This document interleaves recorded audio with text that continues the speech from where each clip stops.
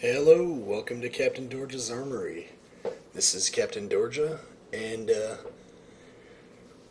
couple of videos ago, I put up a video called AMX 5100 French Hitman, uh, talking about this tank in situations like Encounter Himmelsdorf or on a Siegfried line. And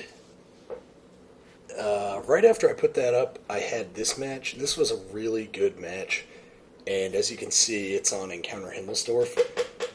Now, I love Encounter Himmelsdorf with this tank situationally because, frankly, because of the way this tank plays, Encounter Himmelsdorf is either really, really awesome or just absolutely horrible. Most of the time, it's really, really awesome.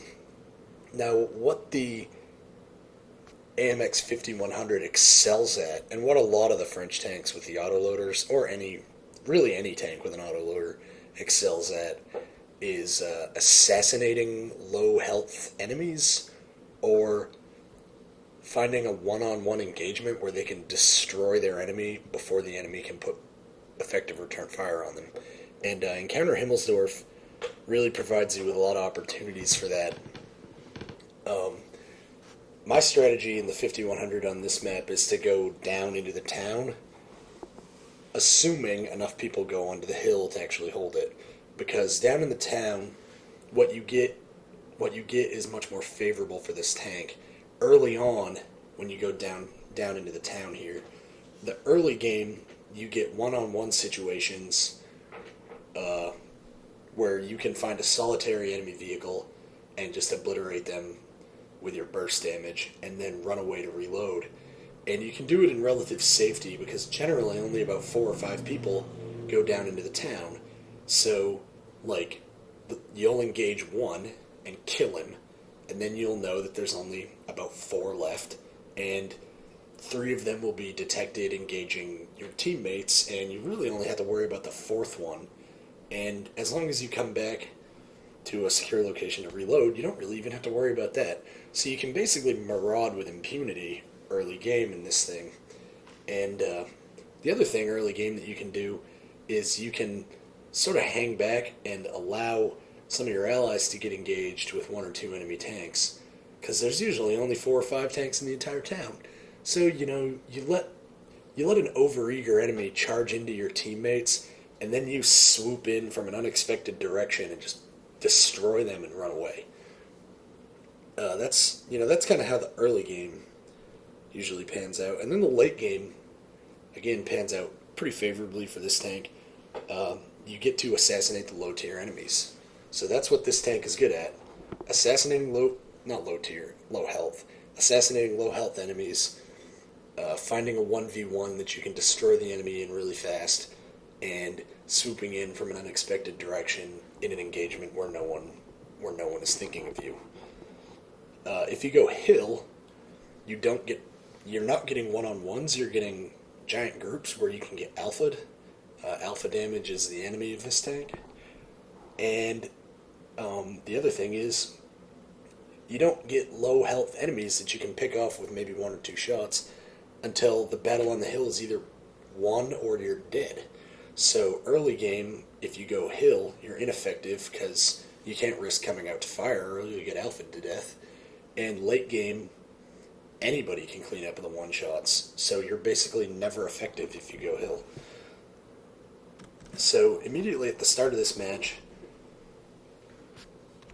I encourage my team to go hill. I pretty much always encourage my team to go hill, because on Encounter Himmelsdorf, you need to take the hill, so that way you can envelop the enemy in the cap and defeat them. If you allow the enemy to have the hill, they envelop you in the cap and defeat you. I don't like being defeated. So what I'm doing here is I'm ready to go hill if I need to, but I'm watching to see if I need to, and I've encouraged my allies to go hill, and I'm looking at the map. They're all going hill. So I tell them that because of my reload time, that I'm going to go into the town. That's where I want to go anyway. That's where I believe I'm most effective. And my team are deployed in a pretty sensible manner, really. So they're going to make it happen.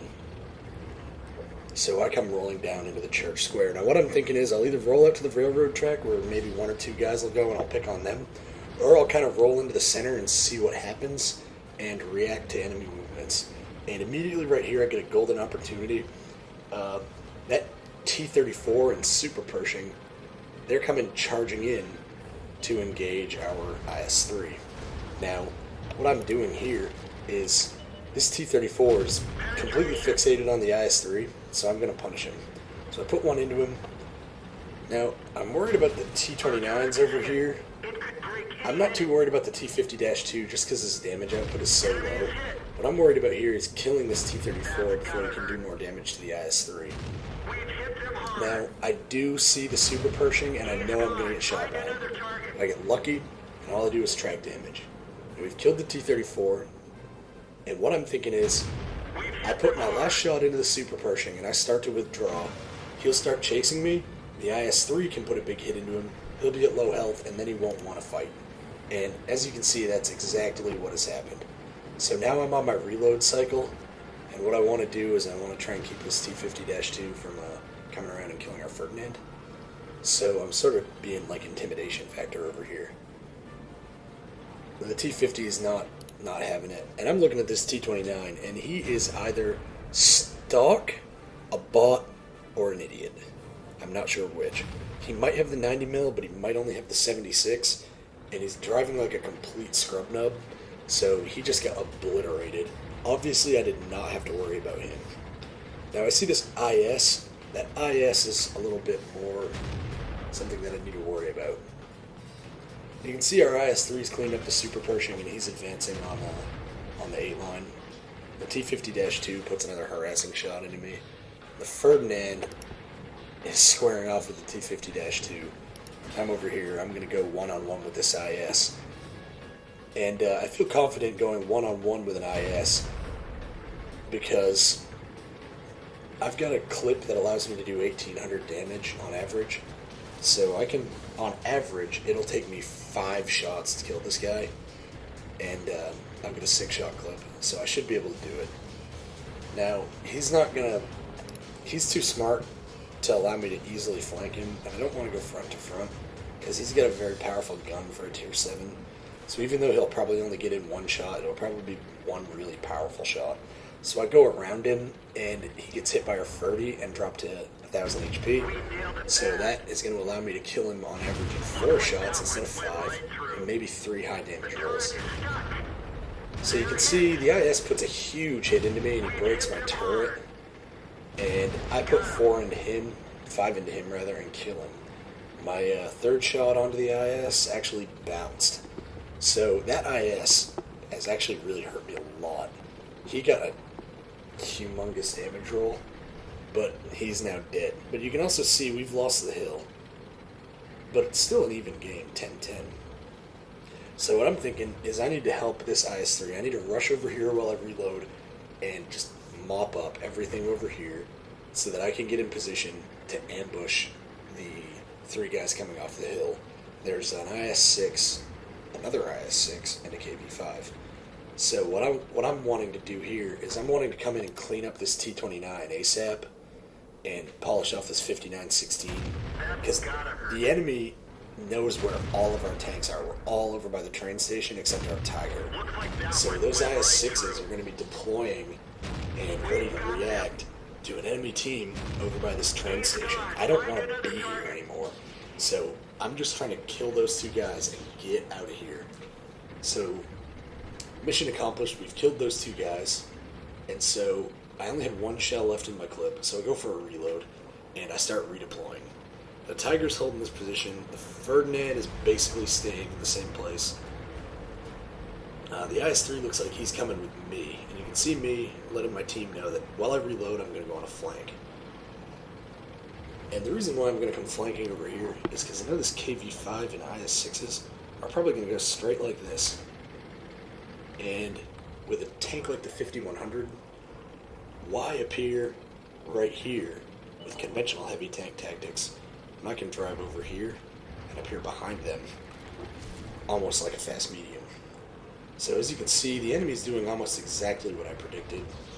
And as you can see, I'm coming out behind them. So here's a KV-5. 550 health. 2-shot kill for me. I stop and aim, put one through the side of his turret, but he gets into cover before I can put the second shot in.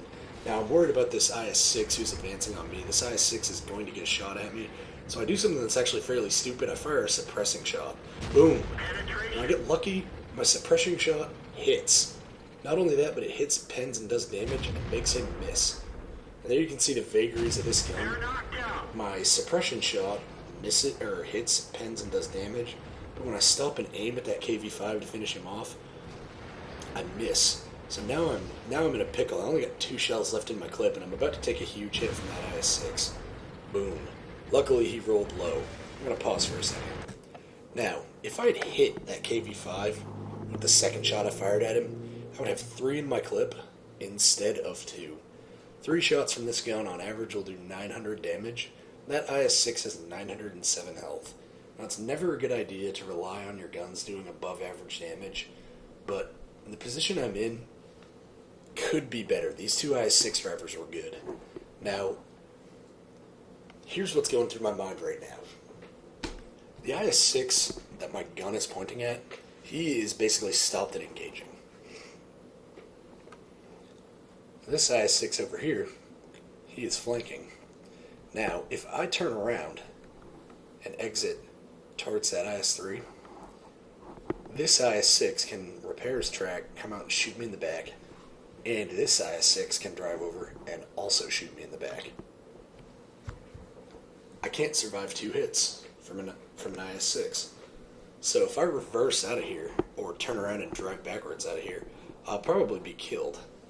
Now, in lots and lots of hindsight, probably the best option for me right now would have been to go out through this gap and then back towards our Ferdinand while reloading. But I didn't think of that in the heat of the moment, and my plan was to use my superior speed to escape. Now, if I had 3 shots in my clip, it would have been a much better bet, because I probably could have killed this guy. But my plan right here is to run this way, come down this line, and around here and escape.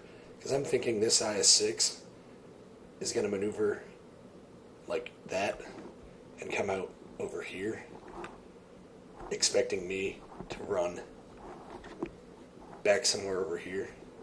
So I'm thinking if I run to somewhere over here, I'll catch him by surprise and escape.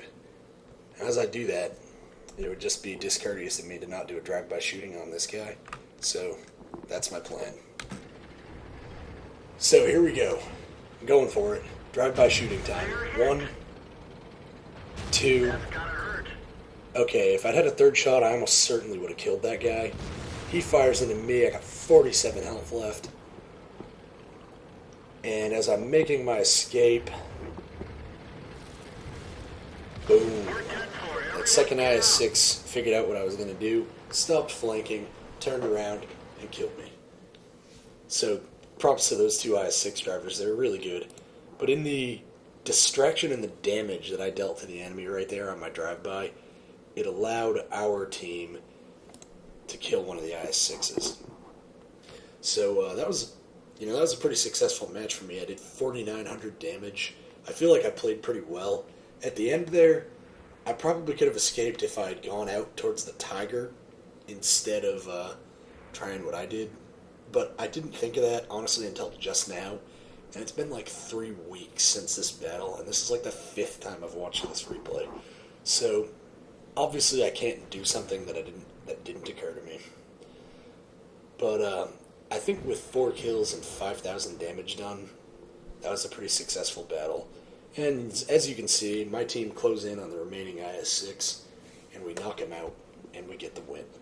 So there you go. Another example of the AMX 5100, a superb one-on-one stalker. When you know you can catch the enemy in solo engagements, or when you can finish off the low-health tanks at the end of the game, the 5100 is just an amazing tank. I really, really like it. When I unlock the 5120, I will not be selling this vehicle. I will be keeping it. So that's all for now. Just remember, guys, you can never have enough big guns.